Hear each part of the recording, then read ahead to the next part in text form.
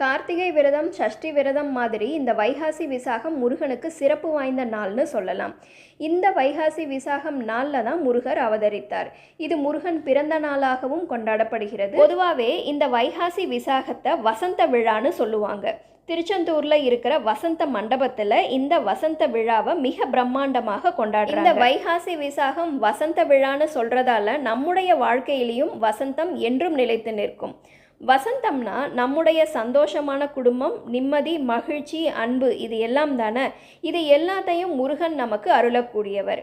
அது மட்டும் இல்லாமல் தொழில்களில் இருக்கக்கூடிய தடைகளை நிவர்த்தி செய்து தொழில் வளர்ச்சி அடைய நினைக்கிறவங்க இந்த நாளில் முருகனுக்கு விரதம் இருந்து வழிபட்டால் தொழில் வளர்ச்சிக்கான மார்க்கங்களை காட்டக்கூடியவர் முருகப்பெருமான். குழந்தை வேணும் அப்படின்னு நினைக்கிறவங்க இந்த வைகாசி விசாகம் நாளில் விரதம் இருந்து முருகனை வழிபட்டால் அடுத்த ஆண்டு வைகாசி விசாகத்திற்குள் குழந்தை பிறக்கும் அப்படின்றது சத்தியமான உண்மை.